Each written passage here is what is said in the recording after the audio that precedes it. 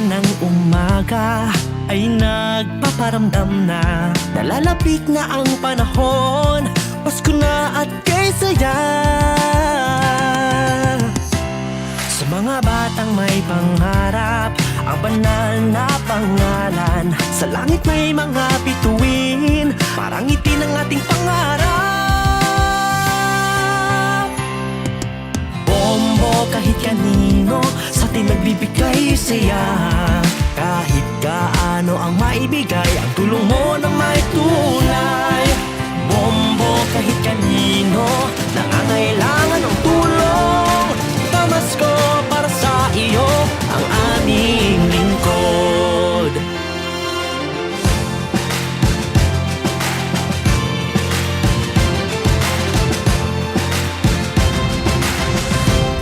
Pamasko di lang dahil sa pera, kundi para sa ating kasiyahan. Ang karoling mula noong una, sa Pasko pinaghandaan.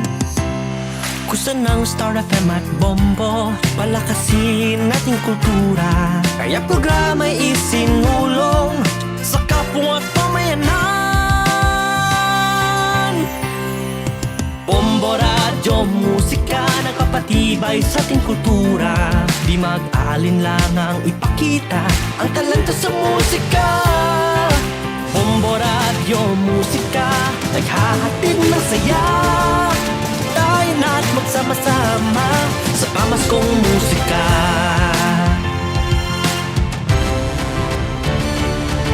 Bombo, radyo, musika, nagpapatibay sa ating kultura. Di mag-aalinlangang ipakita ang talento sa musika. Bombo, radyo, musika, naghahatid ng saya. Tayo na't magsama-sama sa Bombo, radyo, musika. Tayo na't magsama-sama sa Bombo, radyo, musika.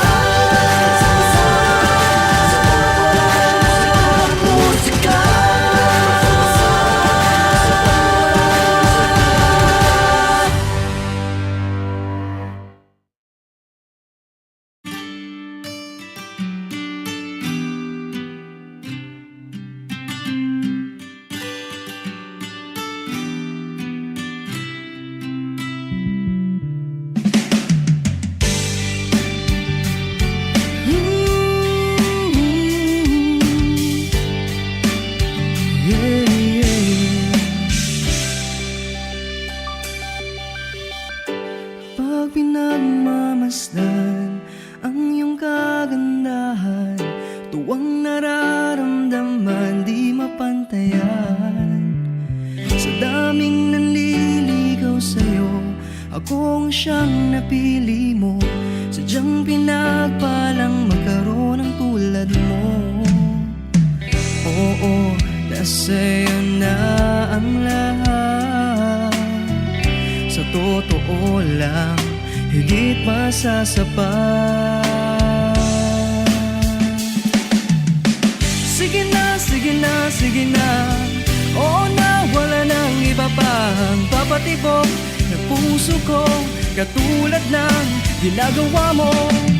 Hindi na dapat pang mangamba, puso ko ay nabihag mo na lang ibang mahal, kundi ikaw o aking prinsesa.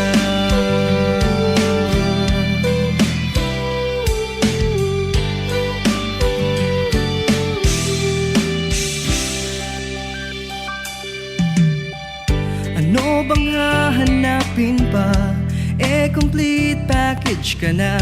Hindi lang puro ganda, may talino pa. Ang puso mong mamahalin, hindi babasagin. Pag-ibig mong nagniningning sa aking piling. Oo, nasa'yo na ang lahat. Sa totoo lang, higit pa sa sapat. Sige na, sige na, sige na. Oo na, wala nang iba pang papatibok ng puso ko, katulad ng ginagawa mo.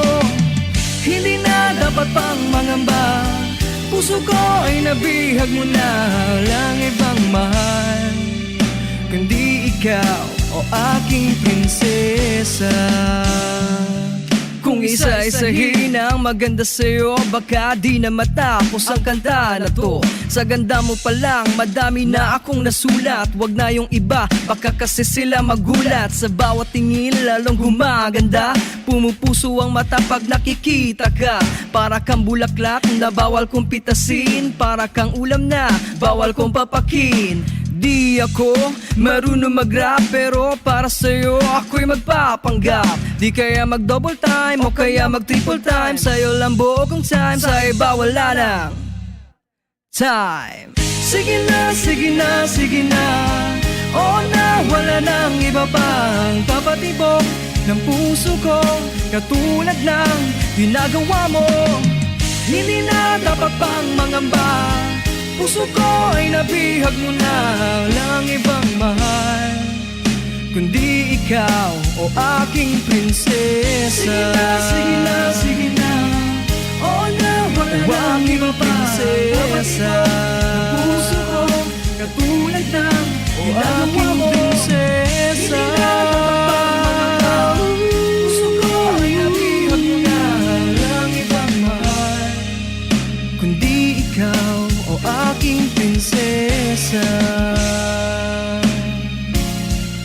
O aking prinsesa. Bombo Radio Bacolod. Number 1! Basta Radio Bombo. Bayang magiliw, perlas ng silanganan.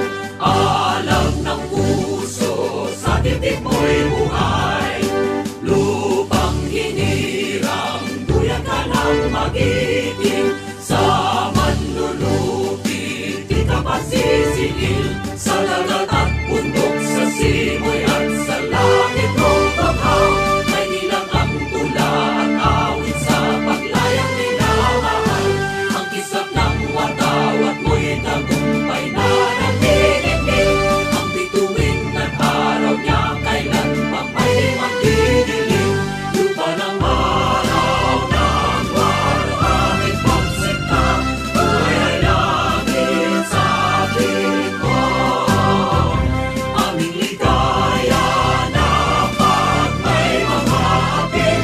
Pagkamatay ng dahil sa'yo.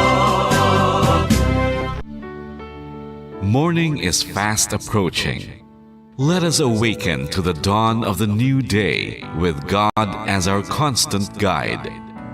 God our Father, may you grant us wisdom in our decision, courage to rise from all our mistakes, devotions to our duties, and gladness to share and cooperate for the good of our families and our community.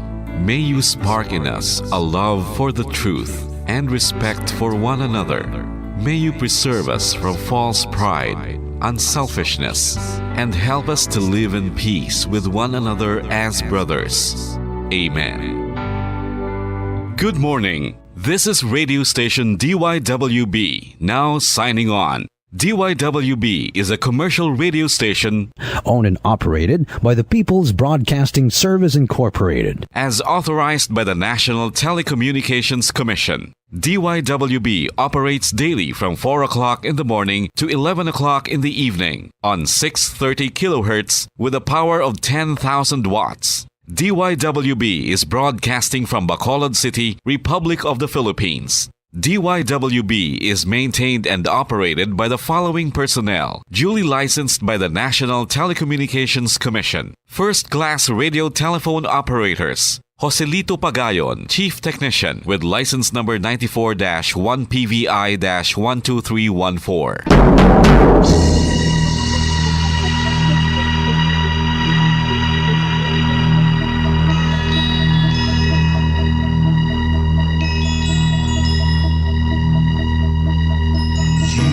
Are the reason why this network is on. We're standing together, so loud and so clear. And on your radio, we air not just fun. We're here for you with our great big helping hand.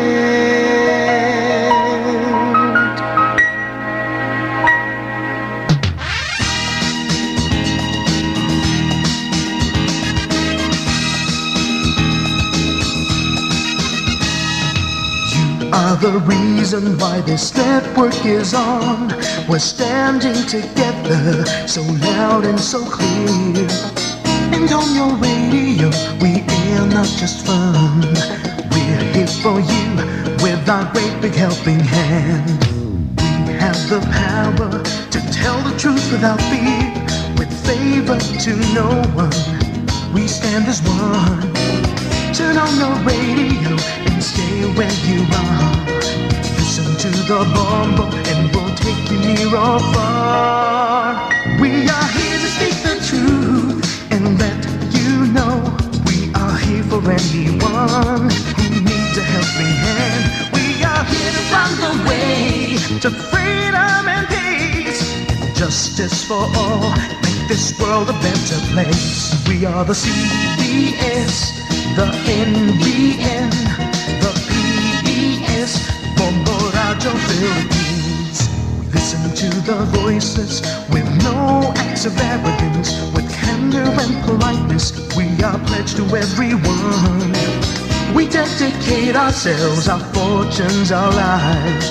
No matter what it takes, no matter what is sacrificed. We are here to speak the truth and let you know we are here for anyone who needs a helping hand.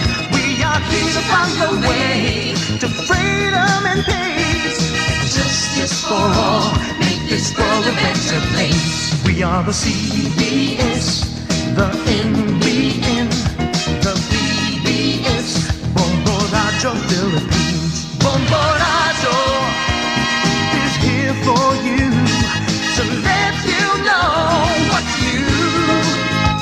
And because we care, we listen, we hear all the cries and whispers. We shall be free and fair. We are here to speak the truth and let you know we are here for anyone who needs a helping hand. We are here to find the way to freedom and peace and justice for all, to make this world a better place. We are the CBS, the NBN, the PBS, Bombo Radio Philippines. We are the CBS, the NBN, the PBS, Bombo Radio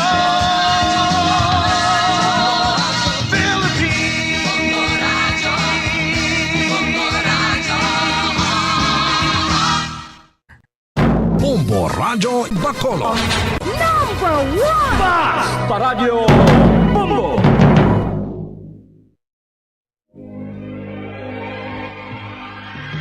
Daily Gospel Reflections. Ang adlaw-adlaw nga pagpamalandong sang Ebanghelyo, agud kita tuytoyan nga magkilala, maghigugma, kag magsunod kay Kristo. Ako ang dalan, ang kamatuoran, kag ang kabuhi. Ini ginadulong sa inyo sa mga Mothers and Daughters of St. Paul. Isa ka mahidaiton kag malipayon nga pagpanamyaw sa siniuna nga Martes sang bulan sang Oktubre. Aton karon ginasaulog ang kapiyastahan ni San Francisco de Assis, relihiyoso. Si San Francis ginbunag sa ika-3 sang Oktubre tuig 1226 kag nangin popular sa iya charismatic personality, sa iya nga pagkaluoy para sa tanan kag sa iya pagigugma sa Dios kag sa tanan niya nga tinuga.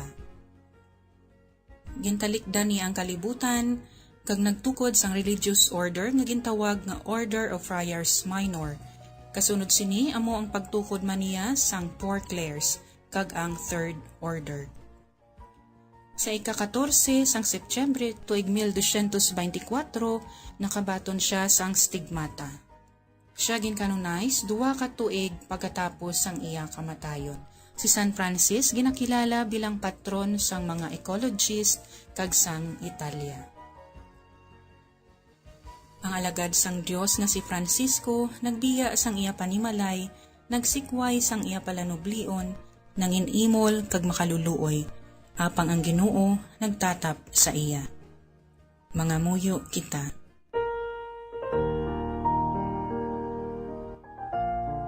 O Dios nga amon amay, imo ginhimo si San Francisco de Assis nga mangin kaangay ni Kristo paagi sa pagpaubos kag pagkaimol. Itugot nga magkabuhi kami subong sa iya, agud nga masunod namon ang imo anak kag magunong kami sa imo sing may kalipay kag pagigugma. Ginapangayo namon ini sa imo paagi kay Kristo imo anak kag amon Ginoo nga nagakabuhi kag nagahari upod sa imo sa kaisahan sang Espiritu Santo, Diyos sa tanan nga mga tuig sa mga katuigan. Amen. Ang santos nga ebanghelyo suno kay San Lucas kapitulo 10 bersikulo 38 tubtob 42. Sang pagpaglakaton ni Jesus upod ang iya mga gintutunan, nagsulod siya sa isa ka baryo kag ginabi-abi siya sa balay sang isa ka babayi nga ginahingilanan nga Marta. May utod ini siya nga babayi nga ginatawag Maria, nga nagpungko sa tiilanayon sang Ginoo kag nagpamati sa iya mga pulong. Apang si Marta masako sa madamo nga mga hilikoton, gani nagpalapit siya kay Jesus kag nagsiling, Ginoo, wala ka bala nagakabalaka? Naginapabayan ako sa akon utod sa paghikot nga isahanon? Ganising gani man siya nga magbulig sa akon. Ang Ginoo nagsabat sa iya, Marta, Marta, nagapalibog ka, kag ginatublag sang madamo nga mga butang, pero isagid lamang ang kinahanglan. Ginpili ni Maria ang maayo nga bahin nga hindi pagkuhaon sa iya.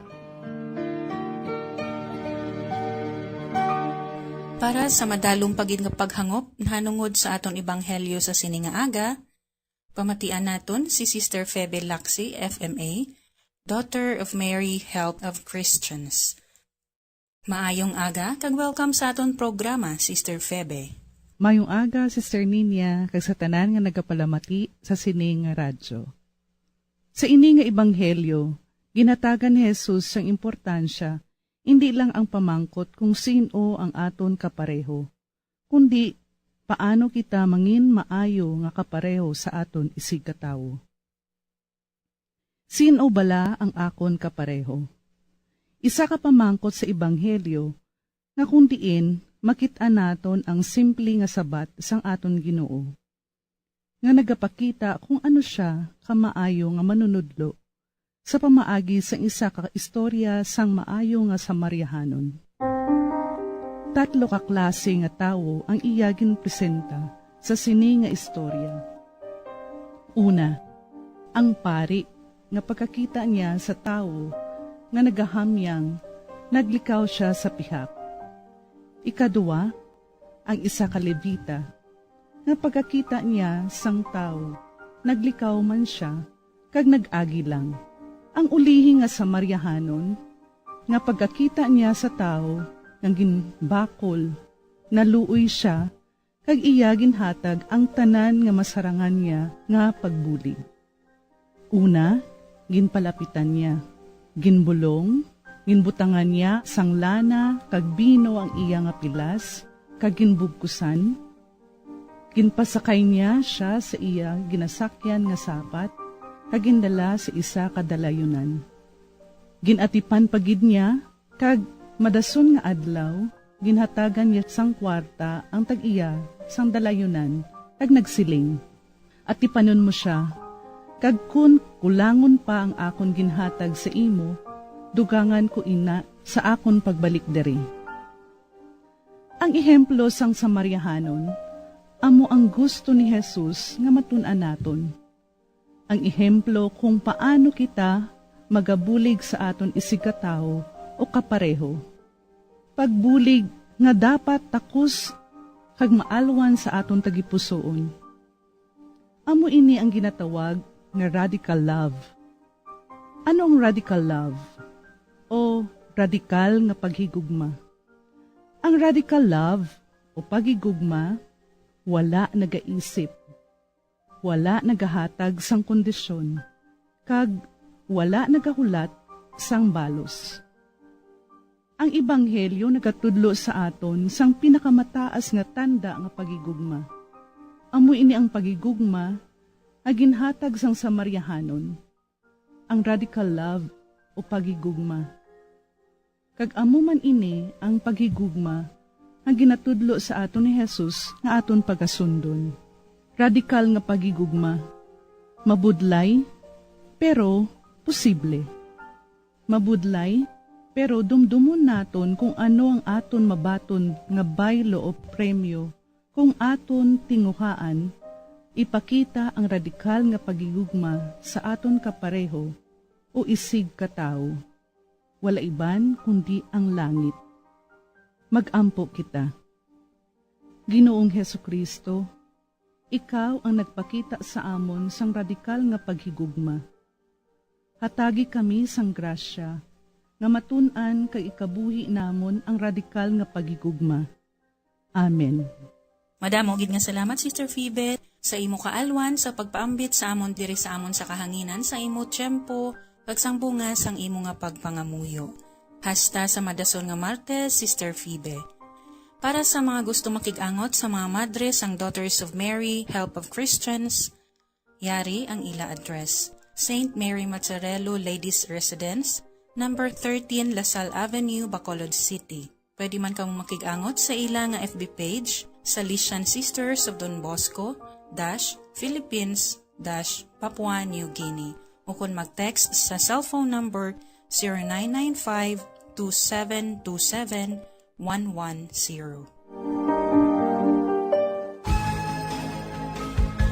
Mga abyan, tubtob na lang anay kita diri. Akon gid ginapasalamatan ang tanan nga mga Pauline cooperators, collaborators, benefactors, kag tagdumalahan sang sini nga istasyon. Kung gusto ninyo iupod ang inyong mga intensyon sa amon pagpangamuyo, ipadala lang ninyo ini sa Paulines Media Center, Bacolod. Daughters of St. Paul, 29 Corner Hernaez Streets, 6100 Bacolod City. Daughters of St. Paul, Iloilo, 425 E. Lopez Street, 5000 Haro, Iloilo City. Telephone number 320-9487 o mag-text sa 0943-5410-771. Sa ngalan sa mga madres ang Daughters of St. Paul, ini si Sister Nina Lurilia.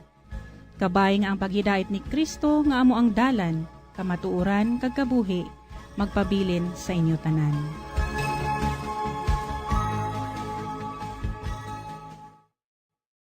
Ini nga programa kinadulot sa inyo sa mga madres ang Daughters of St. Paul kag sang Bombo Radio Philippines, ang pambansang radyo ng Pilipinas. Basta Radio, Bombo.